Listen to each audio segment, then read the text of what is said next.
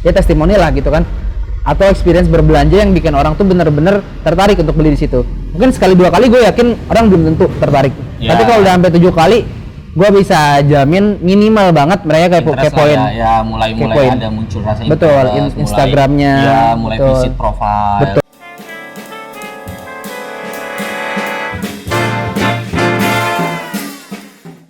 Halo teman-teman mania, kali ini balik lagi bersama gua Fauzan Firyandi dan di sini ada Abdul. Oke, kali ini kita bakal ngebahas sesuatu yang apa ya?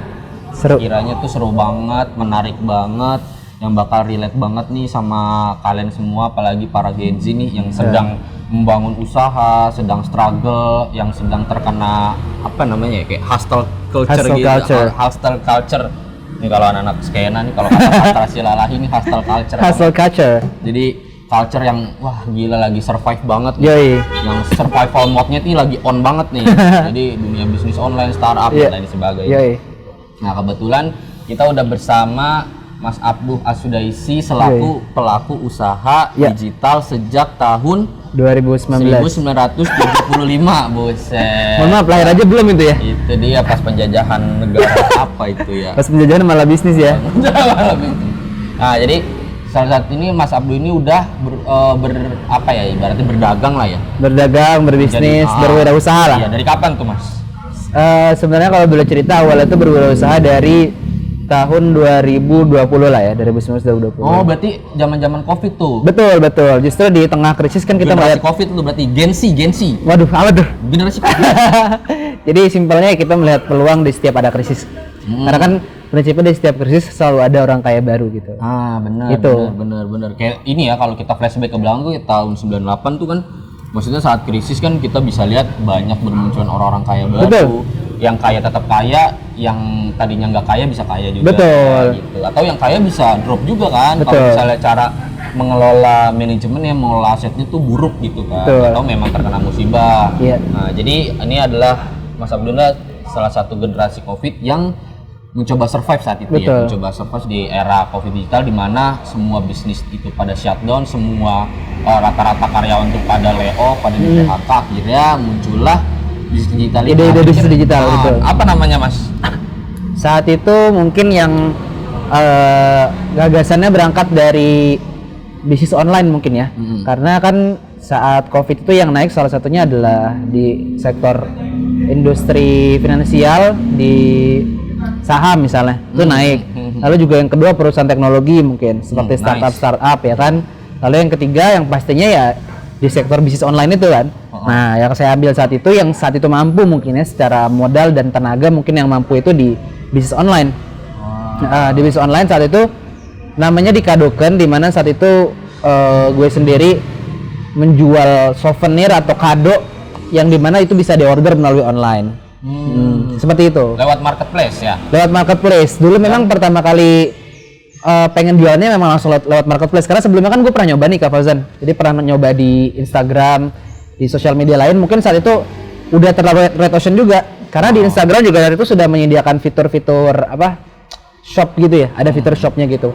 Walaupun memang pas Covid TikTok lagi naik-naiknya, cuman gue belum terlalu paham tentang algoritma dan bagaimana sistem konten di sana gitu. Jadi gue yang simpel-simpel dan yang gue mampu aja lah lewat marketplace gitu. Oke, nah lu sebagai seller dari Dikadoken yang jualannya gift gitu ya? Iya. Gift itu. Nah, upaya lu buat narik calon pembeli itu apa aja gitu? Yang pasti yang harus kita perhatiin itu karena online, jadi kita harus perhatiin foto produknya sih Mas. Jadi foto produknya harus kita bikin benar-benar, dasarnya lo mau jualan lo harus niat. Kalau Mas Fauzan misalnya jualan toko offline, tokonya diperbagus gak sih? Ya kan, diperbagus kan, ya kan? Dibikin orang tuh saat masuk dapat experience. Saat buka pintu mereka langsung ngelihat apa?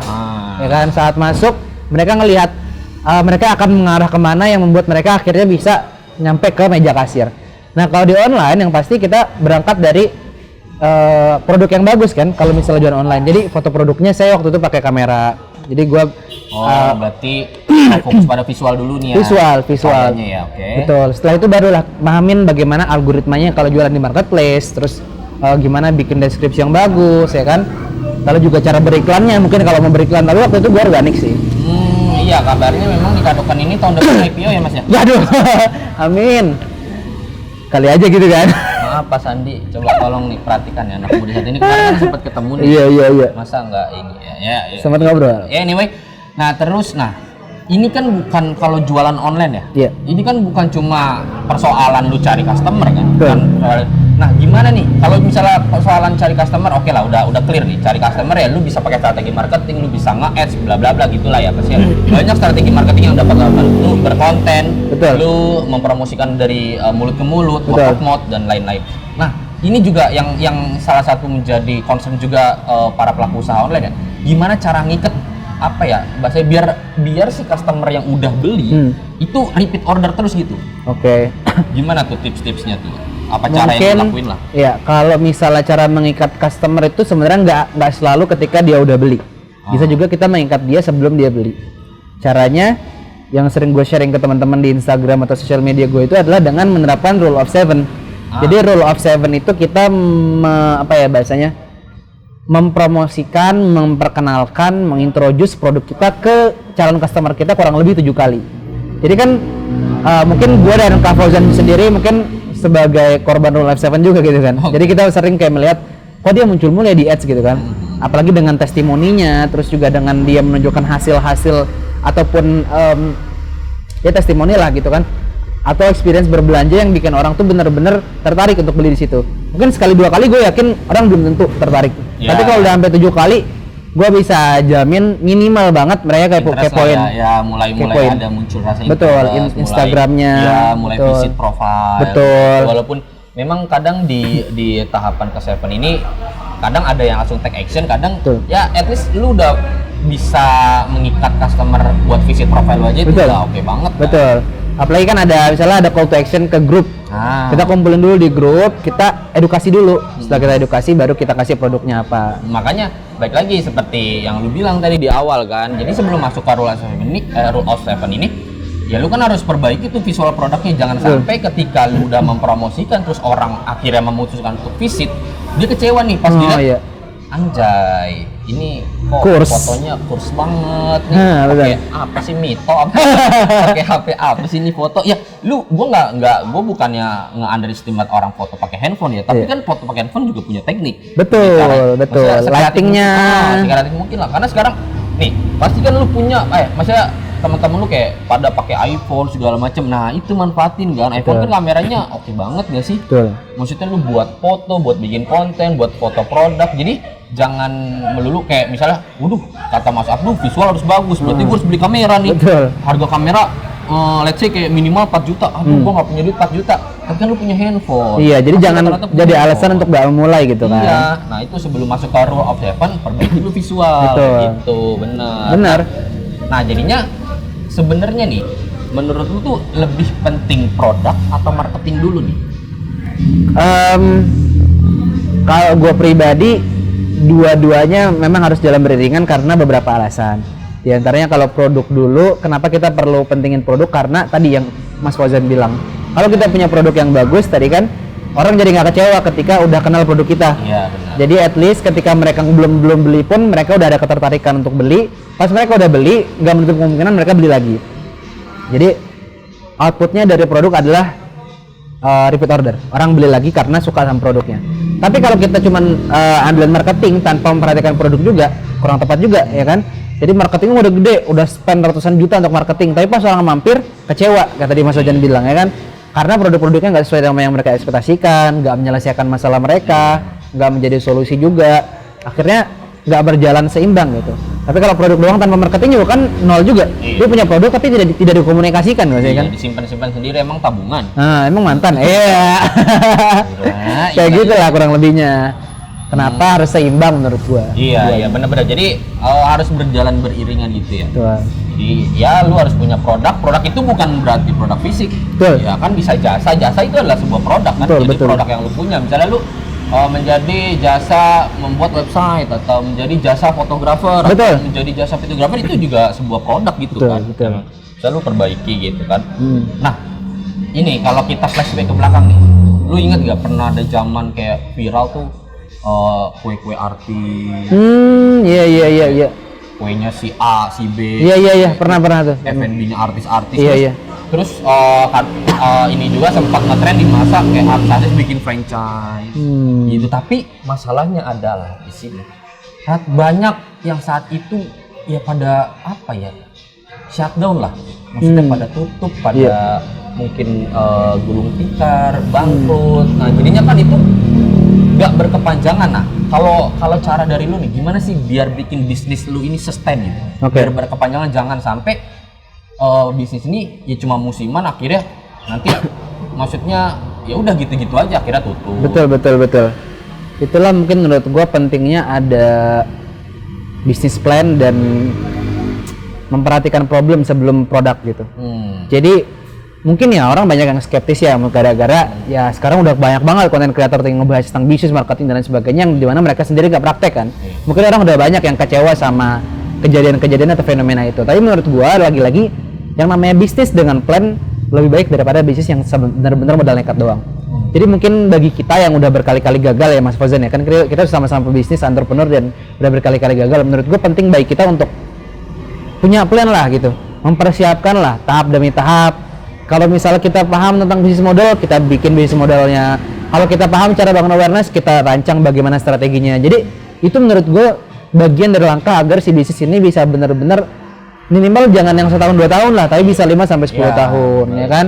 Minimal banget kayak gitu. Terus ntar kedepannya mau perusahaannya dijual atau kayak gimana kan itu terserah dari owner kan, atau dari si founder sendiri.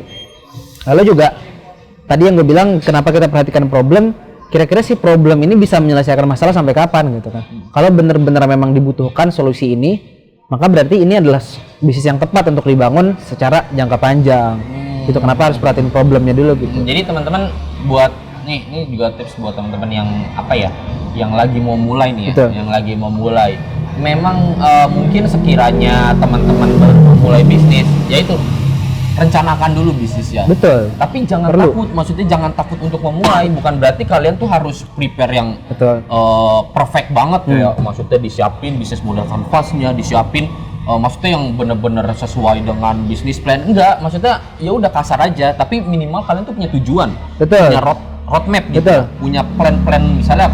Dan plan juga nggak harus kayak kalau misalnya bisnis besar biasanya plan itu udah tahunan bentuknya, kayak yearly plan atau quartal plan atau mungkin plan 5 tahun 10 tahun. Untuk kalian yang baru mulai itu nggak perlu maksudnya sepanjang itu ya, bikin plan coba mingguan dulu atau weekly plan atau daily plan, monthly plan. Maksudnya minimal kalian tuh punya tujuan biar sebenarnya nggak salah juga kalau misalnya ada orang yang bilang ya udah mulai aja dulu daripada kebanyakan mikir. Tapi be better kalau kalian persiapkan sedikit lah gitu. Jangan yang maksudnya jangan langsung close aja. Dan nggak ini juga, maksudnya banyak juga kok yang berhasil, tapi kan lebih prepare itu lebih baik, itu lebih siap, lebih baik menurut gua guys. Ya waktu itu kan gue sharing ya, waktu mulai bisnis memang pernah ya yang sistemnya udah jalan aja dulu, tapi ternyata ya memang nggak bertahan lama karena itu akhirnya di tengah jalan ketika bisnisnya kita lagi growth kita bingung. Betul. Misalnya nih, buat itu saat itu pernah bisnis sepatu segala macam. Oke, profit udah baik, udah oke segala macam, tapi kita bingung ini duit profit mau diapain nih. Oke, pikiran dasar saat itu kan puterin ke produk dong. Tapi produk yang kayak gimana? Target marketnya buat siapa? Cuma maksudnya percuma lu kayak memperbanyak stok tapi lu nggak tahu stok ini mau dikeluarin kapan, mau dikeluarin kemana gitu. Nah itu saat itu pernah gua mengalami kesalahan itu yang akhirnya gua pikir penting nih sebuah plan dalam bisnis gitu ya.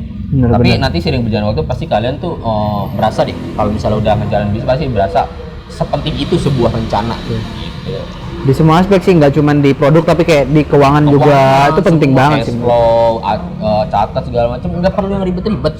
Gua tuh nggak pernah nyaranin buat lu harus pakai aplikasi ini karena ini tuh detail, ini ada keluar masuk, ada misalnya invoicing, lu harus bisa langsung ngurutin nomor invoice. Enggak, lu kalau mulai at least catat di buku deh. Kalau misalnya lu misalnya gaptek ya, misalnya lu gaptek banget, aduh gua nggak ngerti Excel mas, gua nggak ngerti komputer, gua gaptek banget, ya udah kan bisa maksudnya di buku nih, misalnya kan ada buku catatan ya, misalnya pengeluaran dan pemasukan terus total segala macam, hari ini keluar buat beli barang sekian ribu, ini keluar, ini dapat penjualan dari sini sekian ribu. Nah itu minimal, jadi kayak sistem apa ya, warung Madura lah. Warung Madura tuh rata-rata pakai pembukuan loh. Manual, walaupun manual tapi ada arahnya gitu dan Iya, jelas. walaupun manual, itu jelas loh. Nggak yang lo saja dia misalnya orang beli rokok, yaudah beli. Ya, silakan Mas, Marlboro Iya. 1, oke, baik. Nah, abis itu kan dia catat, oke Marlboro 1 buat si Fulan gitu. Betul, Dan nggak betul. catat namanya juga sih karena dia Marlboro 1 gitu. Iya lah. minimal ada bukti bahwasanya ada yang transaksi gitu kan. Iya betul. Nah nih ini buat penutupan juga nih teman-teman. Nah gimana nih tips buat teman-teman yang lagi mulai atau yang sudah memulai, yang sudah lagi membangun nih, sedang proses membangun. Gimana sih tipsnya cara melawan kompetitor? Karena kan kita tahu sekarang nih, wah kompetitor bisnis Banyak itu gila-gilaan. Apalagi kalian main di area yang red ocean gitu. Betul. Pemainnya red ocean tuh pemainnya udah banyak gitu guys. Maksud Iya. gua kayak misalnya lu bisnis baju polos, itu kan pemainnya udah gila. Ada ribuan bahkan ratusan ribu Ratusan ribu seller di banyak banget. Indonesia ya kalau kita ngomongin market Indo. All maksudnya semua region gitu. Iya. Nah, tips dari lu gimana cara bersaing yang sehat gitu? Yang pasti kalau bersaing tanpa perlu menyudutkan orang lain ya. Tapi dalam bisnis mungkin kalau misalnya kita udah sebagai brand yang benar-benar terkenal gitu, kita mesti punya apa ya biasanya sesuatu yang kita tonjolkan lah ya, yang disebut mungkin dalam istilah bisnis unique selling point. Mungkin teman-teman yang baru mulai bisnis mungkin belum tahu istilah ini ya. Sedikit penjelasan, jadi unique selling point itu adalah keunikan yang dimiliki sama produk kita atau bisnis kita yang tidak dimiliki oleh orang lain, ya kan? Mungkin contoh ketika ada brand sepatu A memiliki keunggulan anti air, mungkin kita anti Bisa.